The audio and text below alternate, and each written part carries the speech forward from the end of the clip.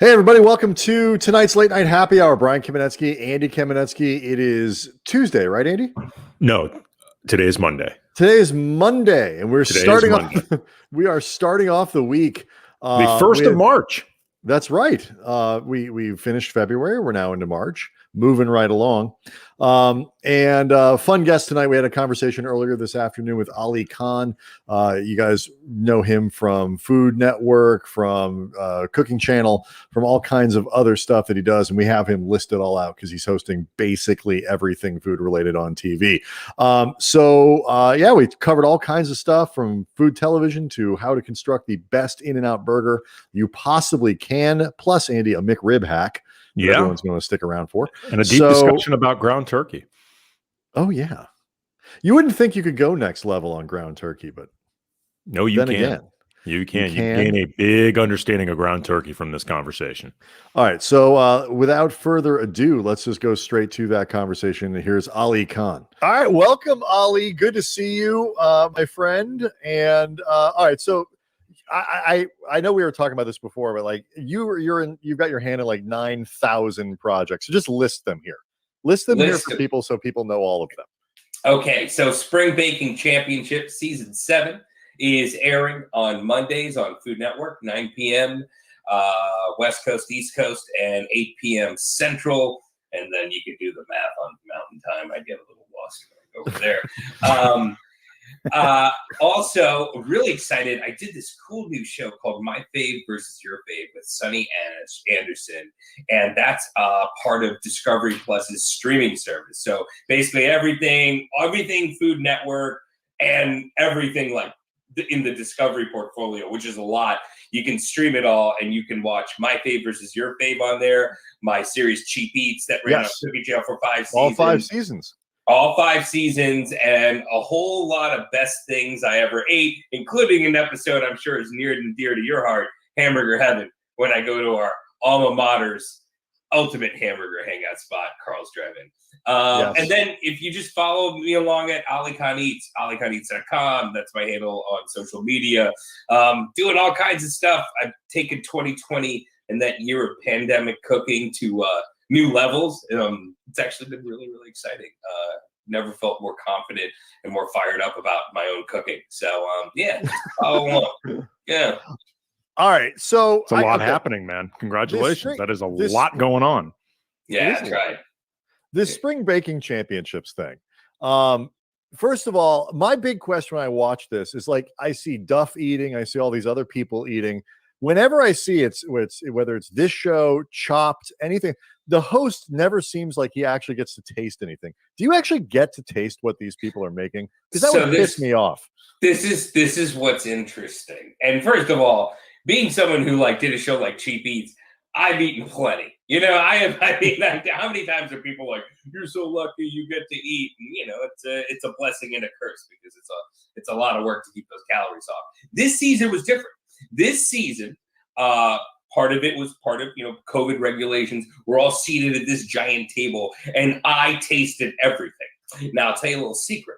When I hosted this show a couple of years ago, a few times, Nancy Fuller, one of the judges, when she tasted something delicious, she literally she had like, I'm serious, like a superpower. Right? Like if she was like an X-Men or X-Woman, she would look at me, lift up the fork, and then she'd give me a bite when it was really, really, really good. This season, I got to eat everything. It was pretty good. Pretty nice. Okay, I was going to say that's among the many things that would change during COVID protocols and things like that. We are not sharing forks, I assume. No. You wouldn't even, not even from Duff, the most famous cake maker of all time. Like you wouldn't let him hand feed you a delicious pastry from one of these contestants. No, they're pretty. The regulations are that. I will say though. I don't think. Yeah. I mean, this is his colleague Brian. At this point, he's not going to be so starstruck and No, but I'm just excited to take a. He's not going to get a production shut down over this. God. No, but like everyone turns their back. Everyone turns around. Nobody's paying attention. All the COVID, set cops. They've walked away for some reason. Duff offers you a piece of cake a pastry, something that he has taken from his fork to you, do you take it? I honestly, I'll tell you something. I know Duff pretty well. He's not going to feed me like a baby. Like that's just not. That's just not going to happen. He would. You know what he'd do? He'd give me a song and be like, "That was really good," and that's it. But no, he's not. Can I offer an alternative answer? The fuck is wrong with you, Brian? Like, I'm just curious. What the hell is wrong with you? I'm curious. By the way, that was a very artful dodge as to whether or not you would eat off Duff's plate. He wouldn't offer it to me. Like that was a very political way to get around answering the question. It's factual. Believe me, I know the guy. He's not going to be like, come here. Nancy Fuller, prior to COVID, sure. Duff, prior to COVID, during COVID, after COVID, he's not feeding. We did, by the way, my daughter's 8th birthday. We did it at Duff's Cupcake Place, off Melrose in I guess it's West Hollywood. Yeah, that was a big day. She still has the autographed photo of Duff. It's a lot of fun if people want to go there. Like you actually get to experiment on a much lower, less grand scale to the type of competition that you were overseeing. But it was the first time I ever learned what is it, fondant or what's it called? Yeah, I had no idea what I that don't was. like fondant. Yeah, I mean this is the thing. That's what's interesting about all this stuff is that part of baking, and I think the obsession with it is the spectacles beyond. Look, I mean, we all grew up around the same era. A good birthday cake was like, it said happy birthday. And there was a plastic car on there, a race car. I remember when I turned 8, that's the cake I got. Now, if it doesn't look like Frozen 3, which doesn't even exist as a 3-tiered cake, I mean, things are next level. But part of that decoration means fondant. And buttercream's delicious. Buttercream doesn't hold its shape. Fondant does. So it's weird. It's like edible, but not ideally edible. Weird. That and the goodie bags, man. Like, when did it start becoming mandatory that you have to do that at every party? I remember party favors when we were little, but I don't remember them being as elaborate as they are now. Oh, now it's like, iPhone earbuds. I mean, my God, if you even just get a whiff of a private school, you know what I mean? It's crazy. Last birthday party Ethan went to, my son, before the pandemic, came home with a Tesla. I was shocked. I couldn't believe it. So how much has production of what you do with all of this stuff changed because of the pandemic? Like, I know I asked you, Sunny Anderson, who my wife loves from watching on the kitchen, is doing everything outside. They're back, so she's outside, and everybody I think handles this differently. So how do you make food TV right now?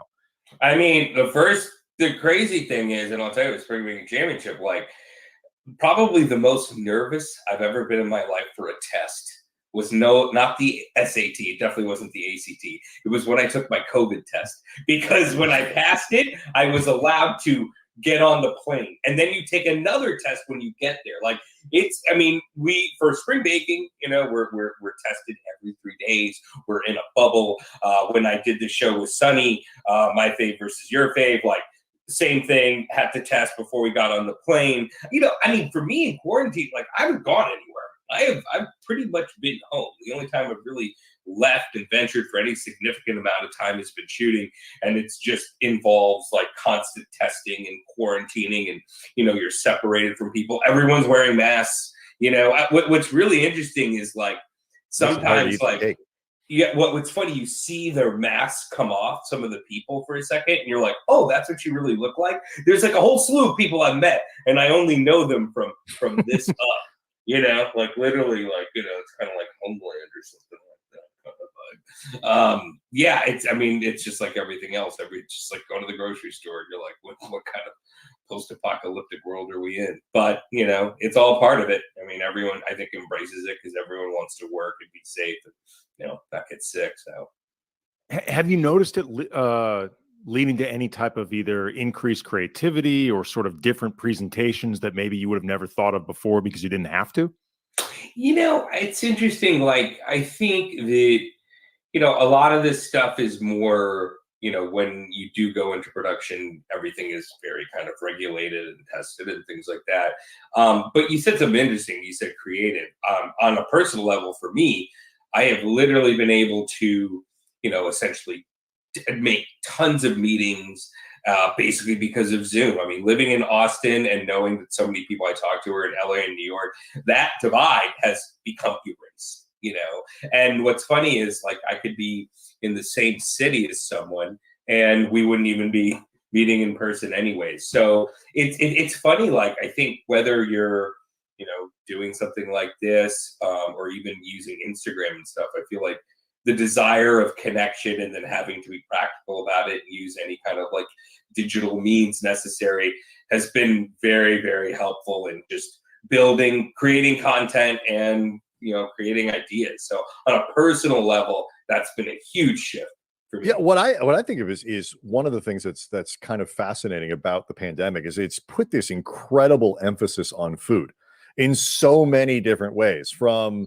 the impact on restaurants and eating out and dining in all sorts of ways, which is stuff, that we want to talk to you a little bit about, because, you do get out and you talk about places you go, and you've done cheap eats and you've done a lot of, you do all this stuff, but like food, what you make at home, like, I know Andy and I have talked about this a lot, because we can't take the kids certain places. Like, I am way more liberal on, hey, you want that? You want extra ice cream? You want nachos for dinner?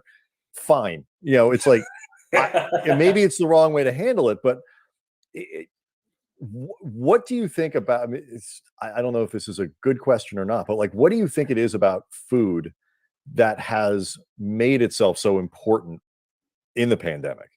If I had to like kind of look at like what's happened overall with food in general, and before all of this, as food has become such a major part of like lifestyle, and it's like a brand, and I'm a foodie, I'm into food.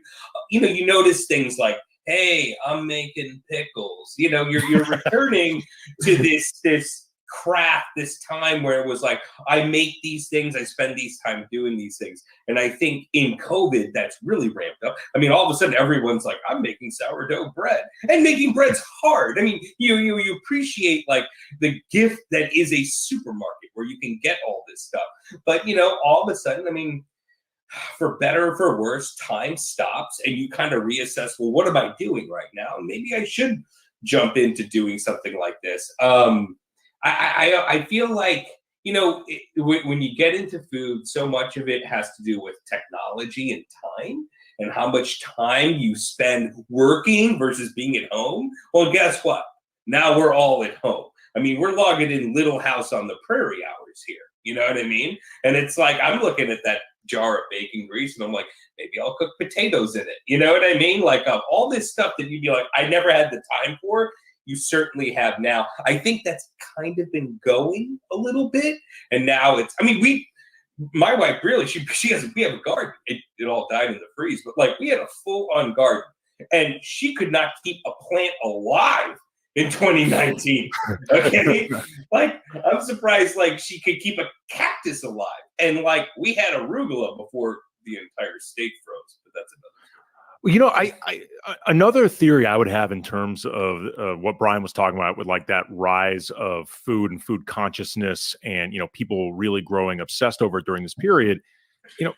I think it's one of the few things that during this pandemic, beyond the idea of just people losing income, like actually literally having a difficult time getting food, which is a separate issue, but for anybody that's not an issue for, I think food's been one of the few things you've actually been able to control throughout this whole period. It's one of the few things you actually have control over, in terms of the stuff that you either pick up from a supermarket, or if you have the means, there are a lot of people who become, and I think this is terrific, very conscious of the idea of, I'm going to order out specifically because it will make me feel better during this period, but also because I want to be putting money into these businesses, these restaurants, trying to keep them afloat.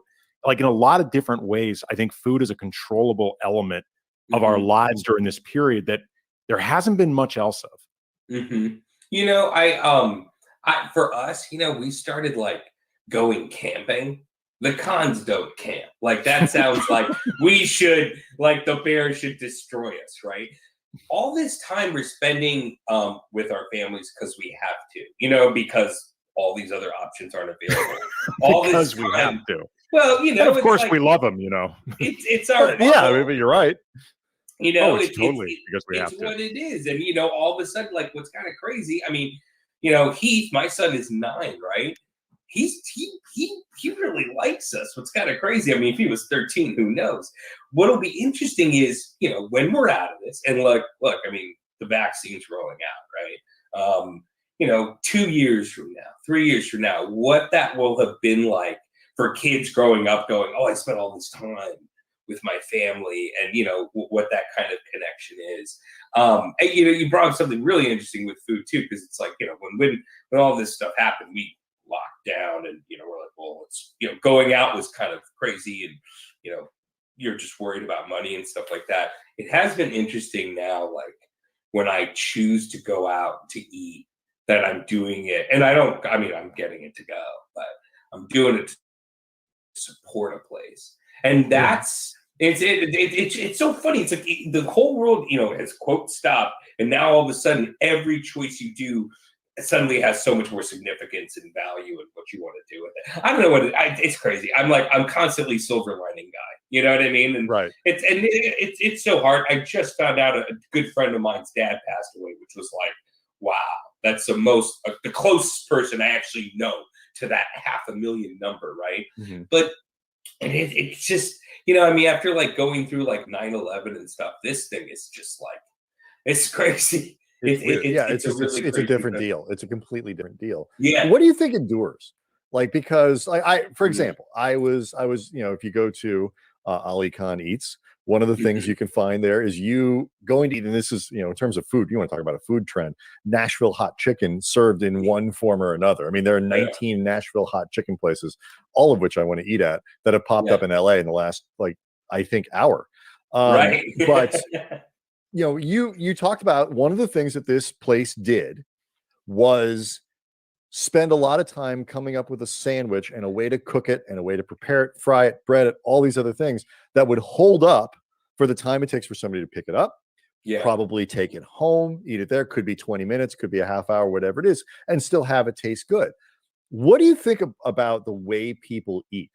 Whether it's sit down in like formal dining versus more takeout-y kind of places, which is obviously an area, cheaper stuff, an area that well from doing 5 seasons of Cheap Eats.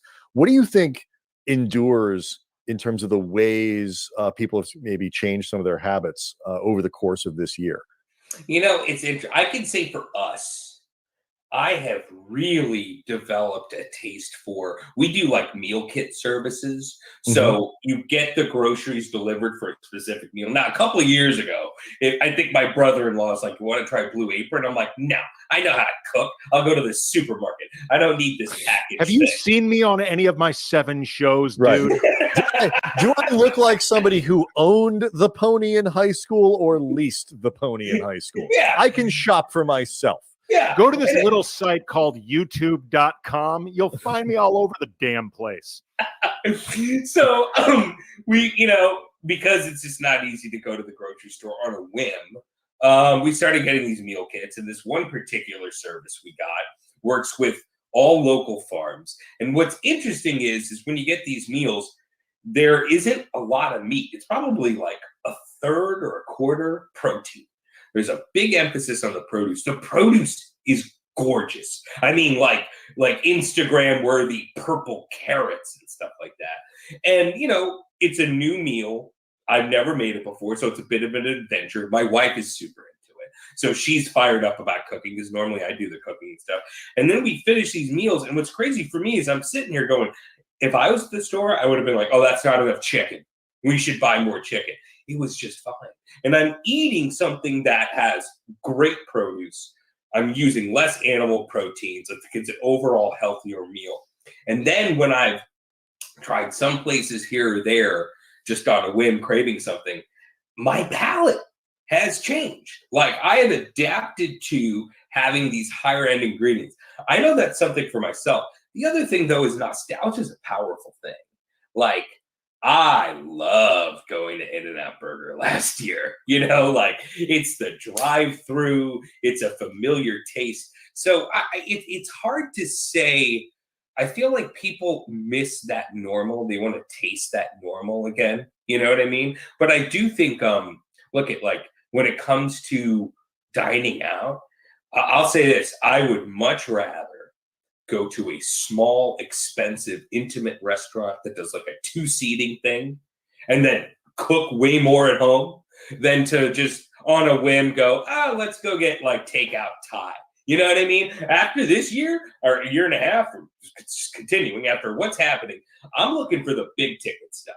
You know what I mean? I'm willing to spend more and go out less. That's our experience. Yeah, and I think too, like, so, you know, like I drive by, you know, because we don't look. We have 3 kids at home. We don't. I am not making this up. We do not have a babysitter like phone number. Like I do not have the phone number of a babysitter. I could probably find one if I needed to. But yeah, I mean, anybody with kids, you know how it is, where like you know the act of going out to eat, you know, $150 meal or something, even for a special occasion, you add in the babysitter, you add all this, and now it's a 200, you know. And so for us, like I'm almost the opposite. I drive by every noodle house, every you know fried chicken place, every like small barbecue joint. I want to stop there.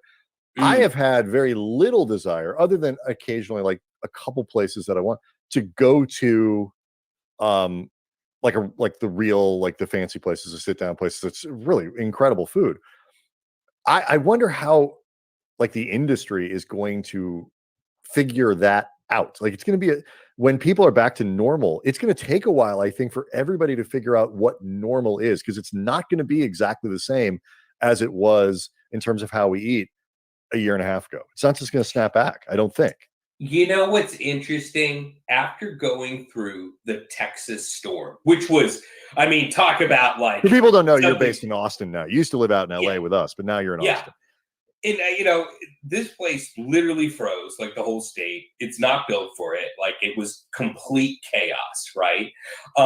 When the weather broke, and it was weird. It was 6 inches of snow in a week, and the whole thing basically almost went off the rails.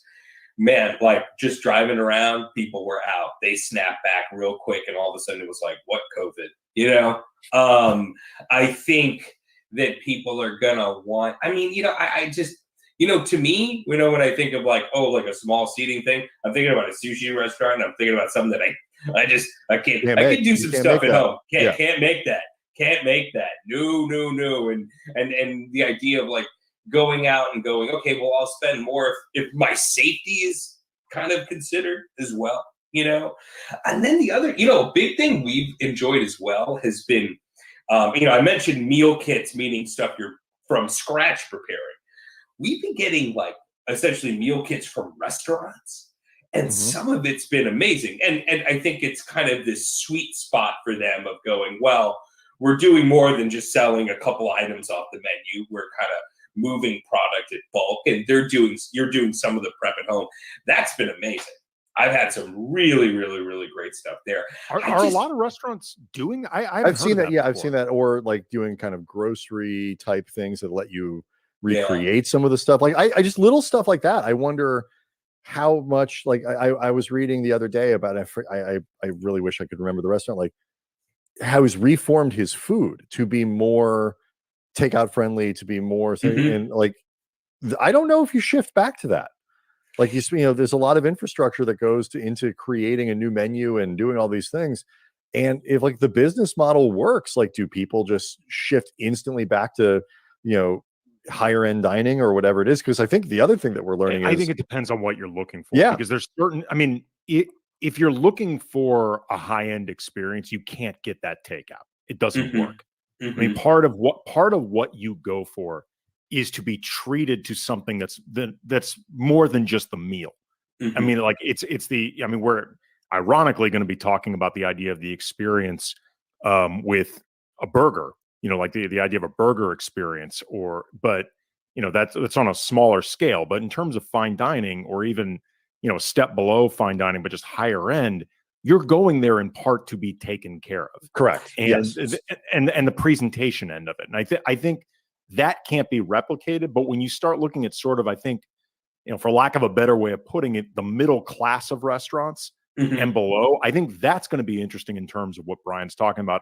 Also, how do they recycle all of the plexiglass or repurpose it? Like, what are they going to do with all that plexiglass? I don't landfills. know. Landfills. It's going to be terrible. I mean, honestly, you got to figure like it's all Hockey about arenas.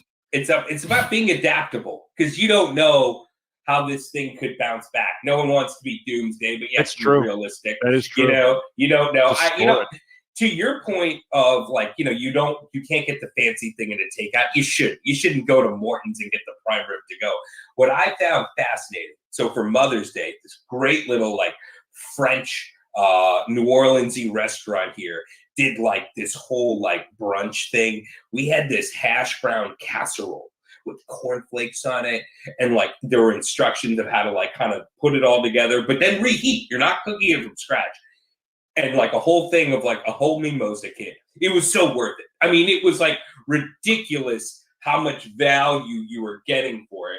And again, it's almost like it's like they kind of turned into kind of partial catering kind of thing. Mm-hmm. I guess for me, I hope that doesn't go away because frankly, it's better than getting something hot and then letting it get soggy in the car ride over. It's par baked bread, which became a thing that I love. You mentioned InNOut, and yes. You are known in part like there's a delicious. What is that? That is a standard. I call it the Ali. If you must know, I yes. literally. This is your recipe. Now, give us your recipe. Okay. When you go to InNOut, what do you say to these people? Okay. Well, the first thing I say is, the first thing that said is my wife going, "Are you going to make me go through this BS again of me ordering this?" And I'm like, "Yeah."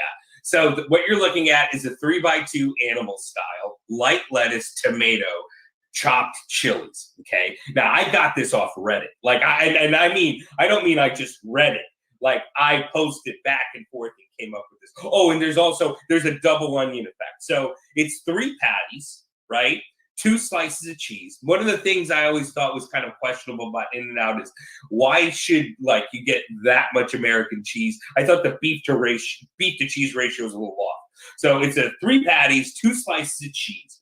It's animal style. So the mustard is smeared on the patties while it cooks. And it's got the spread, it's got the pickles, and it's got the grilled onions. Now, on Reddit, one of the guys was like, you have to get raw onion too. The double onion effect is critical. And one of the things I have learned over the years is onion and beef are magical together. Absolutely magical. So you got double onion.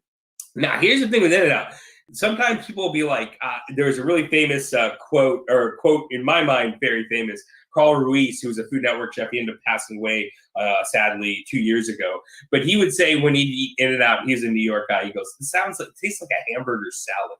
And I think it's because when they put in the lettuce, they can put in the stem of the iceberg, which I think is atrocious. So if you go light lettuce, you just get the leaf. Gotta have tomato. I like tomato. And then the chopped chili. So those pickled cascabel chilies that you can get on the side. If you ask for chopped chilies, they'll take them, chop them up, put it on the burger. The chopped chili factor alone, I've had people hit me up going, "Oh my God, I had no idea." Okay, it's interesting because you got into something I was going to ask you anyway with the light lettuce and the issues you have with the iceberg and I guess the cut of the iceberg that they might use. No stems. Why order it at all? Because why include it at all? Because you're talking about, as you said, one of the least desirable forms of lettuce. Sure. I would argue there's already a fair amount going on in the Ali. Like, why is it necessary? Do not be, but you want to get to InNOut before you do, because the amount of time, it's a slow drive through anyway. And for you to like go through this to explain to the people, no, it's the Ali. I wanted to, and like, this is a lot. And I don't want to be behind you. Here's another angle too, by the way. Look. So that's the proper way to eat it. You take it out of the wrapper and you eat it from the backside first. That's where all the juices have been settling in. The backside, meaning the side that was placed downward in the wrapper. In the wrapper. Gentlemen. So, to your point, I'd say this. To your point, I'd say this: why add the lettuce? Here's the thing about InNOut, and when people kind of throw shade on InNOut, I get it. Look, I mean, the meat's nothing to write home about. It's not the worst thing in the world. I'll say it, Shake Shack, I think, makes a better quality beef patty. InNOut is a toppings experience. It's about getting the whole package. And the crunch is huge. I mean, I think it's a texture thing. Could I get it without the lettuce? Sure. But, it's a burger. Put it all in there. That is a totally acceptable answer. I just wondered if there was more to it, because it was just interesting to see you order light on something that in your description of it, you're like, not that great to begin with. So I was just wondering why you included it all. I think, well, look, there's a really famous burger in LA, Pie and Burger, that people loved a lot. I had the same problem there too. They would it was like a wedge. I was like, why is there so much lettuce in? Get this out of here. I like green leaf. Butter is fantastic. I mean, I went to private school with a pony, so of course I love butter lettuce. But I don't know. You know what? I'll also say this too. Growing up, my parents never had cheese on their burgers. Like their idea of a hamburger was lettuce. Monsters. I know. Because the gift of being in America is adding more processed food. How much therapy was required to get when past did this, you Ellie? call Department of Children and Family Services? You know what? Have yourself removed from that home. To this day, I will still say one of the best burgers I've ever had does not come with cheese. I think there's a different there's something to be said there. But for me, a burger is like lettuce, tomato, onion. It's hard to get around that. It's hard to get around unless we're in a restaurant and they're like, listen, like Father's Office. This is the burger. You don't like it, get out. That's fine too. Yes. Yeah, they do. They don't give you much in the way of optionality over there. So that's that, and then that's what it looks like when you eat it. And it's delicious. And we'll tweet out, make sure we tweet out the lists, the ingredients list of the Ali. It's glorious. It's so glorious. The other thing that you've done, and this is something that you can find on Ali Khan Eats, is the McRib hack. Yeah, that was taking advantage of the internet that day. First of all, so people can this is my favorite part of the McRib hack. Before we even dive any further, when you listed the recipe, the first item, McRib. Yeah. Just to make sure people understood. No, really, this is a hack. We are not starting anything from scratch. The foundation. It starts with a there. McRib, but there's a lot. I mean, I'll bring up the post here and we can share the screen while you guys talk. But you say it starts with McRib, and it looks, when you just see the ingredients, it's, I'm just going to add a couple things to this. No, you're not. There is a shit ton of stuff that goes into this, and I'll bring up the screen here while you. So first of all, is the McRib, because the McRib is a very controversial sandwich. Yeah. By itself, I go through McDonald's once a year during McRib season. Everybody freaks out. It's McRib time. Yeah. Is the McRib by itself a good sandwich? No, it is not.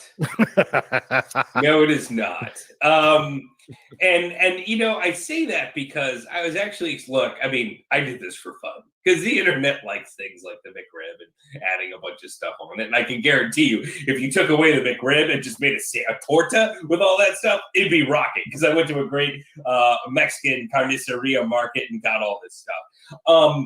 I will say though, because of the internet, you got to make this. Yeah, I know. Well, I bought that. You can buy that, but yeah. Oh, okay. The cost alone is insane. But I mean, that has some of my best homemade salsas and all this stuff in there. I will say this. I think that you can pretty much add a taco stand flavor profile to anything, and it's going to be good. I think barbecue and Mexican food are made to really go together, and that's part of it, is just being down here in Texas and stuff. That's beautiful. Look at that picture of those jalapenos. Tex-Mex is a thing. You know what I mean? Like it's not an accident. I mean, since you bring that up, that those two flavors would find some type of common ground or congruity, because as a region you're going to have a lot of mixing up. My wife's family is from Texas, and my mother-in-law, whenever she comes here, she likes the Mexican food, or at least a lot of it. but to her, it tastes very different than what Right. she's, become accustomed to think of Mexican food as a Mexican American.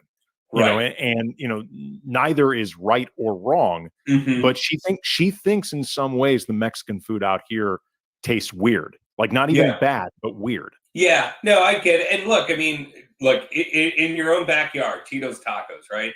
I remember first going to Tito's and I was like, I was never blown away by it, but people were like, oh, it's Tito's, it's a legend. Years later, I'm like, oh, Tito's isn't any good. It's important, it's valid, it's got a story. Taco Bell has a story. Like Mexican food. I mean, of course, I could sit there and go, I mean, swear to God, I've had cochinita pibil in Mexico from a lady who makes it one day a week. That thing is like some of the most amazing eating I've ever had. But, it's hard to just kind of dismiss 5 generations of Mexican Americans growing up and adapting their food. And also too, I always notice this, whenever I'm in Mexico, I always regret ordering a burger. They're never that good. Why am I getting a burger? But in Texas, and to be fair, like a lot of the states in Mexico that border Arizona and stuff, cattle farming is a big deal. Flour tortillas and brisket are delicious. I mean, you just have to get it out of your head. You're not going to get a sizzling fajita platter from the Chili's at the airport. You are going to get something cool. It's just not as authentic as the Chili's airport experience. We had Josh Scherer on, the mythical chef who does some fun stuff. We have him on, and one of his big things is sort of railing against the concept of, not so much the concept of authenticity, but the militancy with which people judge things based on authenticity. Because obviously certain things are more authentic to a particular region than others. But Taco Bell isn't inauthentic for what it is, but what it is isn't really supposed to be reminding you of what your ancestors got in Oaxaca. That's not what it is. It is authentic to the experience of sort of American fast food and whatever. And you know what? I gotta be honest with you. I don't go anymore because I'm a little older. I have 8 stents in my heart. I am a little more calorie conscious. My tummy doesn't respond as well to certain things as you. No fast food restaurant produces food that consistently makes me go, holy fuck, I want to eat that more than Taco Bell. Wow. Literally, almost everything they put out, including that ridiculous breakfast chicken and waffle taco thing that they just, I want to eat that. I want to eat everything that they make. And in the rare times when I just break down and go get something there, it's good. The food tastes good. It is. Yeah. I don't care if it's authentic or not, but that's not what we have a certain snobbery, and this was Josh's point, about authenticity that I think prevents people from just enjoying things that taste good, or recognizing that authenticity isn't a linear A or B, black or white thing. Yeah. I just also think too, it's a social. Sorry, that was my Taco Bell rant. No, it's fine. It made me think about how I used to love the French fries and the chicken soft taco at Del Taco. And whenever I have it, I'm like, this is garbage. But the memory of somehow this creamy chicken taco experience with basically tacos and fries, don't slight that. Don't slight that. I think it is too, is I just think we're at an age where it's just people just throw shade. You suck. You know what I mean? And food's another thing. Food's just another thing. I mean, it's everything's all of a sudden everything's a sports rivalry. I like this taco place. The place sucks. You suck. You need to go to my taco team. Your taco team's garbage. We're going to destroy you in the playoffs. And it's what's going on? I think it is fair to say, and by the way, we thank everybody consuming this show on social media. Social media has ruined everything. Social media has really ruined humanity as a culture. Social media is the internet. I've said this before. The internet is in a lot of ways the best and the worst thing that ever happened to this planet. Yeah. There are certain elements of convenience and function, and before you can get good information from the internet, and just in terms of finding things, it is also in a lot of ways the worst thing that ever happened to us in terms of just exposing us to each other in our worst forms. Because we have this apparatus now to do it, instantaneously, largely with no ramifications. And we as human beings were not meant to communicate with strangers that way on a mass scale. There's something with certainly to be said about dealing with your own mental health and the internet. Like the other day, I got like a DM and it set me off. And I was like, this would not have happened if I wasn't like looking at my DMs all the time. You know what I mean? But be like, how this person who I met once in my life, you know what I mean? Like this entire whatever misunderstanding completely happened because of social media. Yeah, it's crazy. You know, it's amplified us all. You know, in the end of the day, the internet is like giving human beings superpowers. You know, I mean, we want to use it responsibly, but even Superman messes up. So I don't know what to tell you. He got suckered into giving up his powers in Superman too. Got him back, and then he got him back in ways that were never quite explained. Like I'm kind of reeling about Henry Cavill, right? Did he just get the papers? Is he out? He's no longer Superman. They already I don't know. Oh yeah, I don't know. I'm too busy hiding from the Snyder Cut. I just read it was 4 hours. Yeah, like seriously, like recapture the Snyder Cut. Like that sounds insane. I don't know. I'm sure at some point I'll have the time to watch Aquaman, but I'm kind of like, nope. No, trust me. I watched about 7 minutes of Aquaman with my kids. I was like, leaving. They just cannot figure it out over at DC. That's like a TBS TNT movie night. You know, I'm like, it's on TNT. I guess I'll watch it. I'm telling you, by definition, that means, Ali, you have cable. You can find something else. Mm-hmm. I know. Well, that's the problem. It's like, you know, I pay for HBO Max, and yet somehow I'm watching movies with commercial breaks. HBO Max, the catalog is amazing. Mm-hmm. Like you can find tons and tons of movies on HBO Max, like, you know, going back, 70s, 60s, 50s, older. Like they have a shockingly big collection and like a shockingly big library. I did not expect that when I ended up subscribing. It's fantastic. Yeah. No, the streamers they're not. Content is king, apparently, which is why we're all here doing this. I mean, our streaming library is going to be magnificent. Yes. Real quick before we I have a couple other things we want to do before we let you go. Okay. Is this thing that you did with the McRib something that you would recommend doing to a lot of fast food? Like, should we be taking our fast food home and messing with it in this way? You know, the lesson I learned from this is that everyone should be making Mexican tortas at home. I think everything I put on there is delicious. And if you, instead of putting it on a McRib, if you put it on a carnitas torta sandwich, that would be super awesome. But I just brought home like a Wendy's fried chicken sandwich and put the same stuff on top, it would be delicious. I've had an idea about that. Have you ever had butter chicken, the Indian curry dish? Yes. Yeah.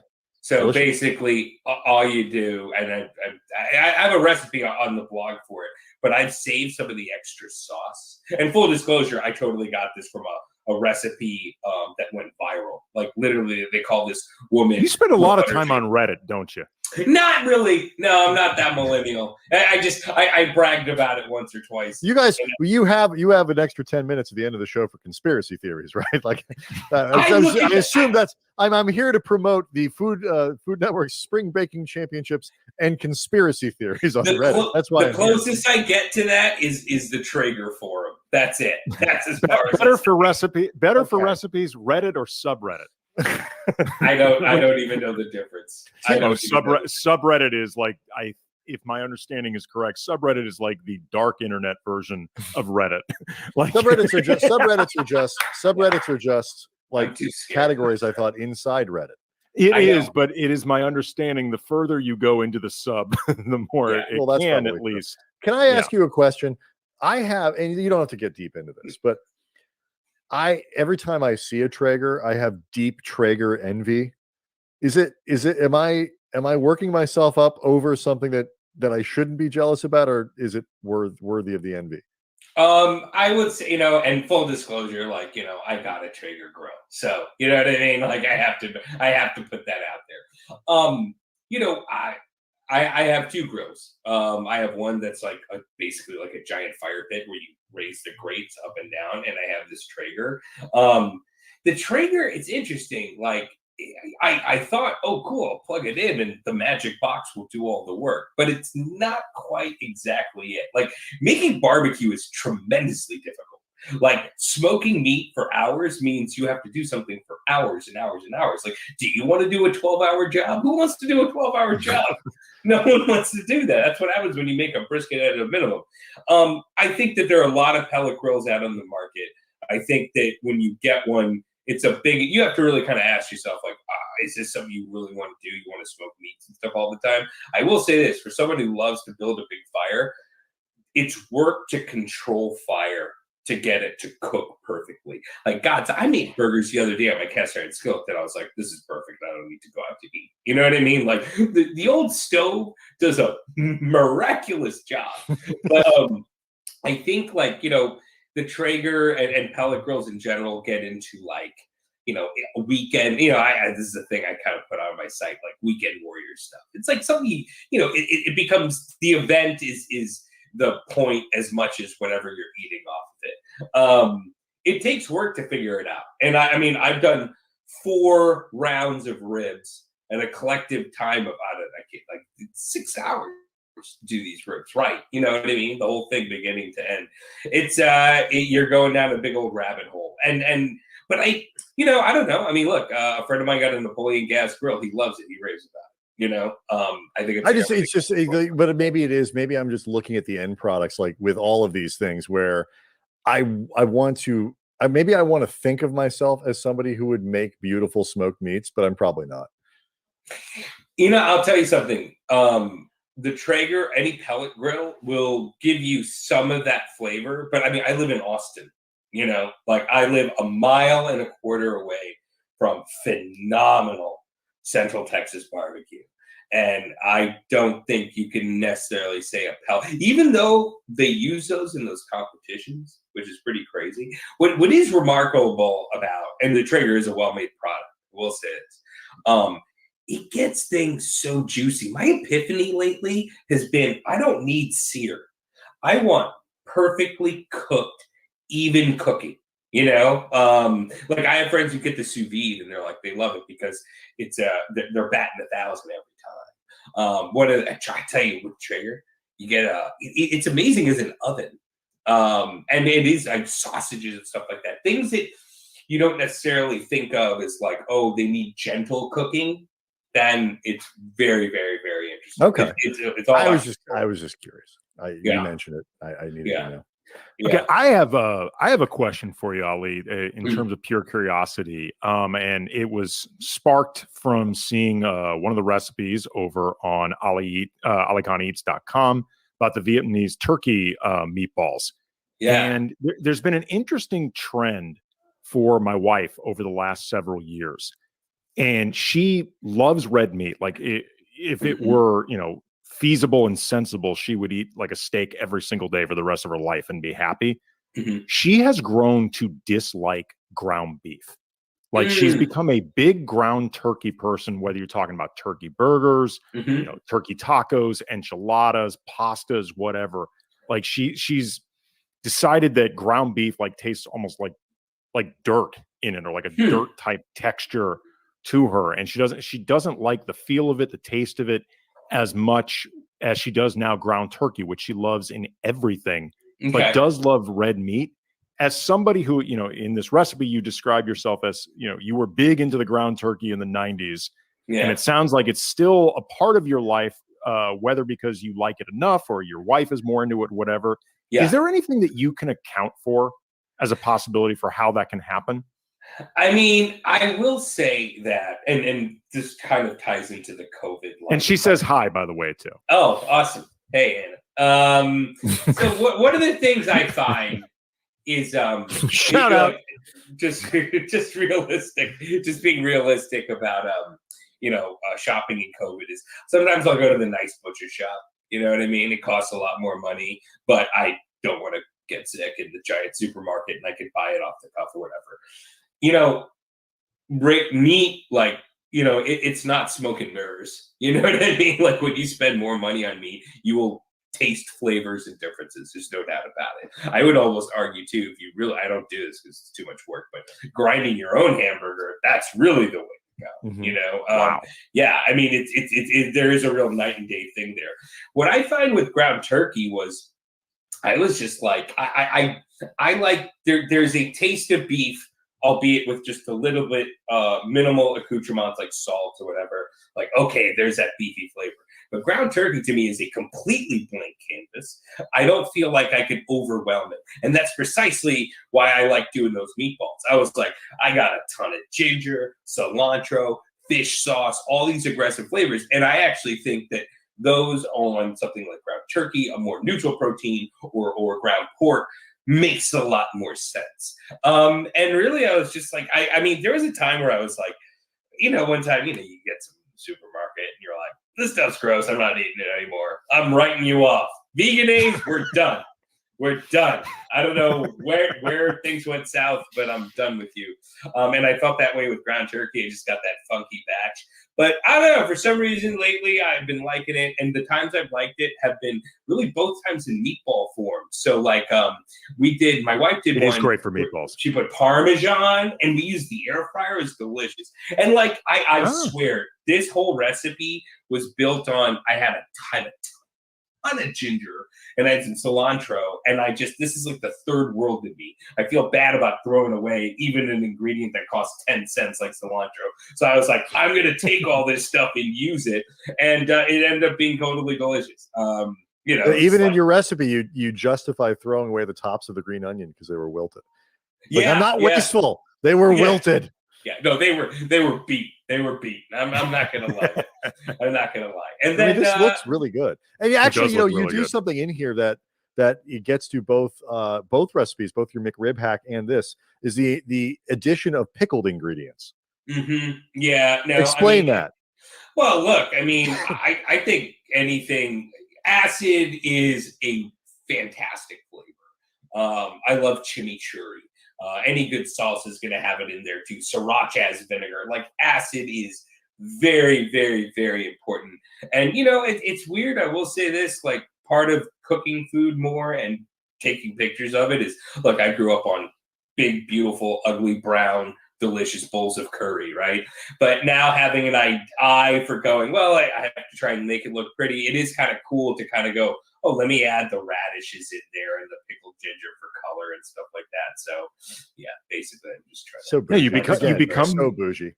It's interesting though. I mean, we've reached this place now where cooking has always been art in the sense of the creativity involved with it, and I do really believe that there's artistry to it. But now part of that artistry, because of the world we live in social media, it's become this visual medium that like really people expect like a certain amount of presentation and like aesthetics now that go with it that I don't think was the same case when we were growing up. No way. And I it's funny because part of it is, I know that like gumbo is amazing and it looks ugly. Okay. Yeah. Like, you have to think about all the ways, like, you put a small bit of it on some rice and then throw in some green and you can make it visual and stuff like that. But at the same time, part of me is like, I mean, look, this is God's honest truth. And we talk about this on spring baking is brown foods are delicious. They're delicious. I mean, you talk about a seared steak, that's a Maillard reaction. There's actual science of chemical compounds being formed that is basically flavor. Cornbread, the best part's the edge. The pie, the crust is where all the flavor. Pie is, and we talk about this on spring baking too. It's not the filling; it's the crust. You get the crust right and golden and basically cooked down. There's all that flavor. I'll tell you one thing on spring baking. It's kind of amazing, and I'm a savory more than sweets guy. The smell of baked butter in the air is amazing. That is good. It is and I mean, we're talking like 9, 10 cooking stations of it. It's like wafting. Brown food's good. It's good. I got to do the next thing I'm gonna make, or that I'm gonna post, is definitely like that. I stole that from David Chang, by the way. Ugly Delicious, but like, I make a nahari which is a Pakistani style curry, almost always made with beef. And I made it. I braised a brisket. Actually, it's kind of funny. I used a brisket recipe from Sunday Suppers, the Luke restaurant, Suzanne Goins restaurant. So like, I don't know if I wouldn't call this classic Jewish brisket per se, but it's definitely closer, a braised brisket. And then I just took it. I took it to Lahore. So that's my next recipe. Ours could use a little stepping up at times. I got to be honest, in terms of the classic Heinz Jewish 57. recipe. I enjoy it. I remember I made one with Heinz 57. But the key is this: you don't eat it the same day. You eat it the next day. The next day is where it really gets more complex. The flavors build. Look at your face. Look how excited you are. This is like almost sensual. I feel like it's so dirty. I feel a little like we're eavesdropping. The podcast version of this is going to get an E rating. Right. To be honest, explicit. I feel like we're dropping it on a private moment here. It's the ring light. I invested in it. No, I need one. But I'm constantly moving around the house as to where we do this if we have to tape during the day. And today I'm in the room with the worst lighting is the boys' room because the kids are downstairs in school. Kelly, my wife, is using her room, our bedroom, and the little thing to do her work. And the baby is sleeping. So all that's left is this room. So I could use a ring light. I understand. Yeah. Spring Baking Championships. Every Monday, 9 p.m. Pacific, you can see Ali. You can watch him. You won't get to see you eat the food, but we now know you get to taste it. No, I eat it. They may cut it out because I haven't seen. I'm no model. I'm no model when I eat. I'm not. I do eat. I ate everything though. I ate everything. Nice. But don't get me wrong. And what else? When do we find the show with you and Sonny on Discovery Plus? How do I see that? It's streaming. You just got to look it up on the platform. My Fave versus Your Fave. Very good. And watch all the Cheap Eats, all 5 episodes of seasons of Cheap Eats, all 5 episodes, which would still be good. But 5 seasons is better. Respectable fun. I've never we made were talking about this before you came on. It's difficult to get any show up and running, much less just 5 episodes, much less 5 seasons. 5 seasons is better, which is where you're at. So congratulations on all this stuff going on, man. It's good to catch up, and we will we'll do this again. We miss you, buddy. I know, man. I can't win when this thing is over. I'm coming to LA with a vengeance. I can't. There you go. All right, talk to you soon, man.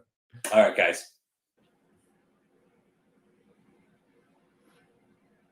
And there you have it, Ali Khan. There we go. Ali Khan from all the different Food Network programming. You can also catch his stuff on YouTube. The guy is everywhere. He's awesome. He's a great dude and knows a lot about food. Ali's got a great gig, Brian. It is a good one. It is something that I would love to do. But it's too late for that. We will make sure to post the full recipe for what he told people to get at the InNOut. I think even our friend Gustavo Arellano, who is not an InNOut guy, might agree that thing kind of looked good. So a lot to do over the course of the week. Tomorrow we'll be back to the NBA. Anthony Slater from The Athletic is going to join us. He covered the Lakers. A lot of Lakers fans remember him. Covered the Lakers in the bubble along with Bill Oram, and now he's back up in the Bay Area. But just a great guy on the NBA. Wednesday we are endeavoring to get another NBA guest to kind of talk about basically the halfway point. Are there games Thursday, Andy? No. Well, I think the Clippers play Thursday. Like, I don't know. I mean, traditionally, I was going to say traditionally there are no games Thursday, Friday, but it's a different year. Makeups are needed, et cetera, et cetera. Clippers do play. Clippers the Clippers play on the 4th and the 11th. They get screwed. Well, that is actually really short. Yes. Well, you know what? No, maybe the league would have had more sympathy for the Clippers if they had been in the bubble longer. Mm-hmm. Yeah, I said it. If they had been there a little bit longer, maybe if Lou Williams had been a little more responsible, taking it a little more seriously. Lakers, meanwhile, for a frame of reference, the Lakers play on the 3rd and then the 12th, so they get an additional day on both sides. I think the league probably heard LeBron's lobbying. He was not subtle. No. Definitely Nor not. should he have been. I'm glad he Trayvon wasn't. Edwards is going to join us on Thursday, and then on Friday, Steve Mason. Yes. Our buddy. We're excited for that. We haven't talked to Mason in a while. I know we haven't seen him in a while. We'll see how the pandemic, if he's got any sort of weird beard or anything like that. Like who knows? He's too vain for a weird beard. He's I don't know. way too. You would think that, but people surprise you sometimes. Not him. That's true. You want to bet on this one? I'm do not. very confident betting Steve does not have the weird beard going. I am very. I mean, look how long it took Mace to acknowledge and reveal the actual color of his hair. Mm-hmm. That is not a guy going to pandemic beard. No.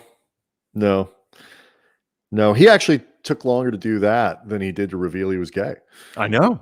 It's true. By a lot. Yeah. Oh, years. Yeah. Oh, look. Steve's hair coming out was much more difficult for him, I think. Well, I was going to say, you and I have, and we'll talk about this with Mace on Friday. You and I have known Mace for a long time. He revealed to us very early in our relationship with him that he was gay. I had no idea about the hair until he revealed, like, not a clue. That wasn't even being whispered around the studio. There was sometimes speculation about whether or not it was real hair, but nobody thought that it was actually dyed. I didn't know anybody who knew that. So we'll have Steve on Friday, and then the All-Star break, kind of do some fun stuff while sports kind of go on pause. I will tell you, do not come here for your big NCAA tournament analysis. Like, that's not going to happen on the late night happy hour. Not good one. No. So Laker games tomorrow and Wednesday. A lot of NBA action, which we'll talk about here. Get everybody ready for the All-Star break and cool stuff. See you. Thanks again to Ali Khan. Watch Spring Breaking Championships, everyone. Yeah. See you all tomorrow. Dank u, Nederland.